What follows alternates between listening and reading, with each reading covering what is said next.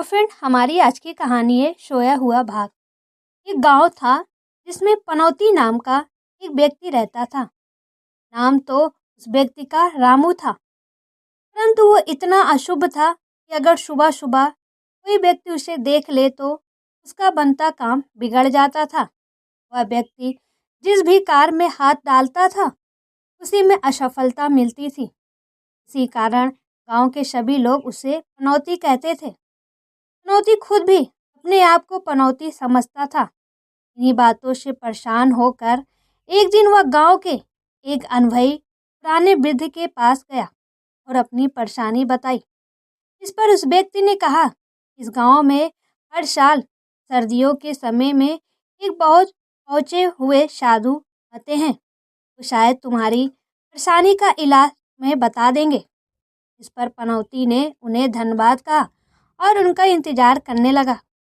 धीरे धीरे समय बीतता गया और वह दिन आ गया जब उस गांव में उस चमत्कारी साधु बाबा का आगमन हुआ। सभी गांव वाले अपनी अपनी परेशानी के समाधान के लिए उनके पास जा रहे थे और उनसे समस्या का हल जानकारी खुशी खुशी आ रहे थे। पनौती भी लाइन में लगा था। शाम होते होते साधु महाराज ने अधिकांश लोगों को देख लिया था, परंतु जैसे ही पनौती का नंबर आया साधु महाराज उठकर चले गए। दरअसल उन साधु महाराज का नियम था कि वह दिन में केवल 50 लोगों को ही देखेंगे और पनौती का नंबर 51 था। इस कारण पनौती काफ़ी दुखी हुआ। उसने सोचा कि कल सुबह आकर महाराज से पूछूंगा कि मेरे साथ ही ऐसा क्यों होता है। यह सोचकर पनौती अपने घर चला गया। अगले दिन यही समय पर आकर वह साधु महाराज से मिला और अपनी समस्या बताई। उसकी समस्या सुनकर साधु महाराज ने कुछ देर आंखें बंद की और फिर आंखें खोलकर बताया कि बच्चा, तुम्हारे जीवन में यह समस्या दुख इसलिए आते हैं क्योंकि तुम्हारा भाग तुम्हारे साथ नहीं है, वह कहीं सोया पड़ा है। अपने भाग को जगाकर तुम्हारे सारे कार्य सफल होने लगेंगे। इस पर पनौती ने पूछा कि साधु महाराज, मेरा भाग कहाँ सोया हुआ है। इस पर साधु महाराज ने कहा कि यहाँ से 100 मील दूर ऊंचे पहाड़ की एक चोटी पर तेरा भाग सोया हुआ है। वहाँ जाकर उसे जगा ले, उसके बाद तेरा भाग जाग जाएगा। तू जो भी कार्य करेगा सब के सब सही होते जाएंगे क्योंकि तेरा भाग तेरे साथ होगा। इस पर पनौती को डर तो बहुत लगा, परंतु लोगों की उलझनों से परेशान होकर उसने निश्चय किया कि वह पहाड़ पे जाकर अपना भाग को जगाकर अपने साथ लाएगा और फिर गांव वालों की बोलती बंद कर देगा। यह विचार करके उसने अपना एक छोला उठाया और चल दिया। अपने गांव को पार करके जब वो आगे बढ़ा तो सामने घना वन जंगल आ गया और डरते डरते धीरे धीरे जंगल में से जा रहा था कि अचानक ही उसको एक जोरदार गर्जना सुनाई दी, जिसको सुनकर वह बहुत ज़्यादा डर गया, काँप गया था कि अचानक ही सामने जंगल का राजा शेर प्रकट हो गया। उसने कहा कि अब मैं तुम्हें खाऊंगा। इस पर पनौती ने कहा कि हे जंगल के राजा, मैं बहुत परेशान हूँ और अपना भाग जगाने के लिए सामने वाले पहाड़ पर जा रहा हूँ। यह सुनकर जंगल के राजा ने कहा कि तुझे तो मैं छोड़ तो दूंगा, पर मेरी भी एक परेशानी का हल अपने भाग से पूछकर आना पड़ेगा। इस पर पनौती ने कहा, बिल्कुल राजा जी, आप परेशानी बताइए। इस पर जंगल के राजा ने कहा कि मेरी परेशानी यह है कि मैं चाहे कितना ही शिकार करके ले जाऊं, मेरे परिवार का भूख शांत नहीं होती। इस पर पनौती ने कहा कि राजा जी, मैं आपके सवाल का जवाब ले आऊँगा। और पनौती आगे बढ़ गया। जैसे ही वह जंगल के किनारे पर पहुंचा, देखा कि एक आदमी अपने खेतों पर काम कर रहा है। वह बहुत उदास लग रहा था। चलते चलते शाम हो गई थी। पनौती की नज़र उस आदमी पर पड़ी और बोला कि भाई, मुझे उस पहाड़ पर जाना है और रात होने वाली है, क्या तुम मुझे अपने यहाँ एक रात रुकवा सकते हो। इस पर उसी दुखी आदमी ने कहा, ठीक है, तुम मेरे साथ मेरे झोपड़ी में चलो। यह कहकर पनौती उस आदमी के साथ उसकी झोपड़ी में चला गया।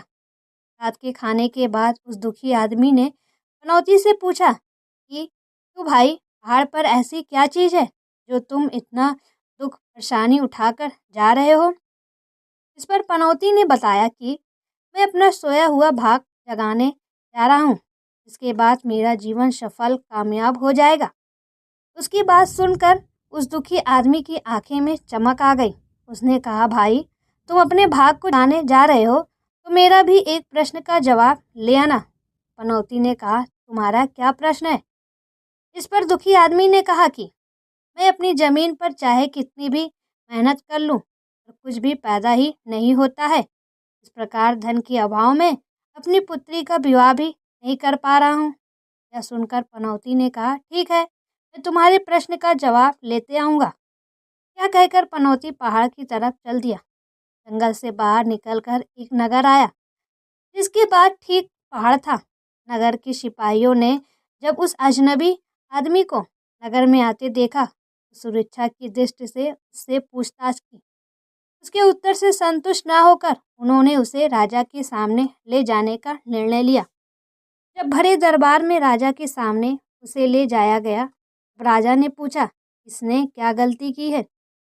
इस पर सिपाहियों ने कहा कि हुजूर, यह हमारी सीमा से जा रहा था और पूछने पर बताने लगा कि यह पहाड़ पर अपना सोया हुआ भाग जगाने जा रहा है। हमें तो यह पड़ोस के राज का कोई जासूस मालूम होता है। यह सुनकर राजा कुछ सोच में पड़ गया और उसने कहा कि हम अतिथियों का आदर सत्कार करने वाले लोग हैं, आप इसकी जानकारी जुटाइए, इसलिए यह हमारे मेहमान बनकर रहेंगे। यह कहकर राजा ने पनौती को शाम के खाने की दावत दी। शाम को खाना खाने के बाद राजा ने पनौती से कहा, क्या यह सच है कि तुम अपना भाग जगाने जा रहे हो? इस पर पनौती ने कहा कि हाँ महाराज, ये सच है। मुझे एक बहुत पहुँचे हुए साधु महात्मा ने यह राज बताया कि उस पर्वत पर मेरा भाग सोया हुआ है, जिसे जगाने के बाद मेरा जीवन सफल, कामयाब एवं बहुत अच्छा हो जाएगा। यह सुनकर राजा ने पनौती से कहा कि आप एक काम करना, मेरे भी एक सवाल को जवाब लेते आना। इस पर पनौती ने कहा, महाराज हुक्म कीजिए, आपकी क्या परेशानी है? इस पर महाराज ने कहा कि हमारे राज्य में बहुत ज़्यादा अशांति, अराजकता का माहौल है।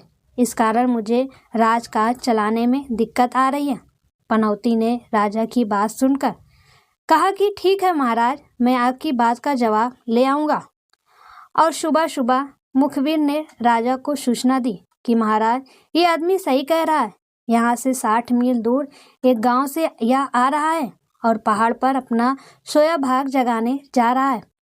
यह सुनकर राजा को थोड़ी प्रसन्नता हुई कि अब शायद मेरी परेशानी दूर हो जाएगी और यह पनौती नाम का आदमी मेरे सवाल का जवाब ले आएगा। कुछ समय बाद पनौती ने राजा की आज्ञा ली और अपने भाग को जगाने के लिए पर्वत की तरफ चल दिया। अब वह पहाड़ के नज़दीक आ गया था। वह उसने चढ़ाई करनी शुरू कर दी थी। वह लगन का पक्का था और 1-2 घंटे की चढ़ाई के बाद उसे एक खंडर नुमा मंदिर दिखाई दिया।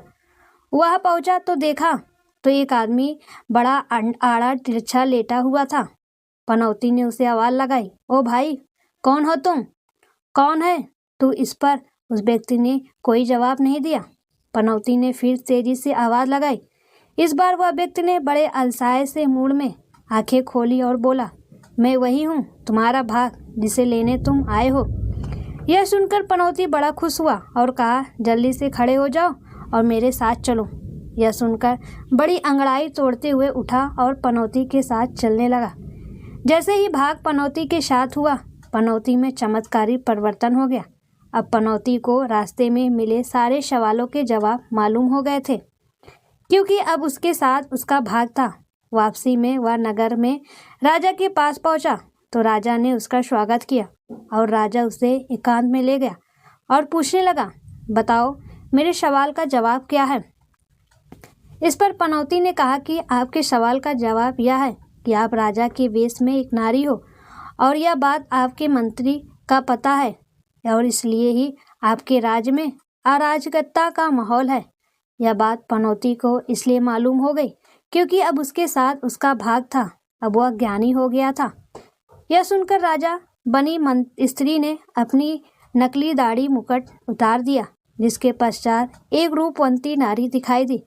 उसने पनौती से कहा, तुमने सही कहा, राजा की भेष में मैं एक नारी ही हूँ।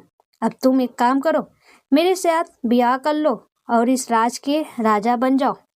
यह सुनकर पनौती ने कहा कि नहीं, अब मुझे किसी की ज़रूरत नहीं है। अब मेरे साथ मेरा भाग है और मैं सब कुछ हासिल कर सकता हूँ। यह सुनकर ज्ञानी पनौती रात से निकल गया और जंगल के शुरुआत में उसी किसान के पास पहुँच गया। किसान ने जब ज्ञानी पनौती को देखा तो बड़ा खुश हुआ और पूछा कि मेरे सवाल का जवाब लाए हो। इस पर ज्ञानी पनौती ने कहा कि आपके खेत में सोने, हीरे, मोतियों से भरे घड़े गड़े हुए हैं। उनके कारण ही तुम्हारी भूमि बंजर है। तुम उन घड़ों को निकाल लो और अपनी बेटी की शादी किसी अच्छे से लड़के के साथ कर दो। इस पर उस गरीब व्यक्ति ने कहा कि मुझे तुम्हारे जैसा दामाद कहाँ मिलेगा, तुम ही मेरी बेटी से शादी कर लो। इस पर अपने भाग के घमंड में चूर ज्ञानी पनौती ने कहा, मैं तुम्हारी बेटी से शादी नहीं कर सकता हूँ। मेरे साथ अब मेरा भाग है। अब मुझे किसी की सहायता की आवश्यकता नहीं है। यह अवसर भी ठुकराकर वो चला गया। आगे जंगल में जाने पर उसका सामना उसी जंगल के राजा शेर से हो गया। ज्ञानी पनौती को देखते ही शेर ने कहा, आ गए मित्र। शेर ने उससे कहा, अच्छा ये बताओ तुम्हारी यात्रा कैसी रही। इस पर पनौती ने सारा घटनाक्रम सुना दिया। शेर बोला, मेरे सवालों का जवाब लाए हो। इस पर ज्ञानी बन चुके पनौती ने कहा, बिल्कुल। तब शेर ने कहा, यही पास में मेरी गुफा है, वहीं चलकर बात करते हैं। तुम्हारे सवाल का जवाब यह है कि जब तुम किसी बहुत बड़े बेवकूफ़ महामूर्ख को मारकर अपने परिवार को खिलाओगे तो तुम्हारे परिवार की भूख शांत हो जाएगी। पनौती का उत्तर सुनकर शेर बहुत खुश हुआ और पनौती से कहा, तुमसे बड़ा बेवकूफ़ महामूर्ख मुझे कहाँ मिलेगा, जो इतना अच्छा राजा बनने का अवसर एक धनी बन चुके व्यक्ति की लड़की से शादी करके सफल होने का अवसर छोड़कर आ रहे हो। तुमसे बड़ा महामूर्ख मुझे कहीं नहीं मिलेगा। यह कहकर शेर एवं उसका परिवार उस पनौती को मारकर खा गया।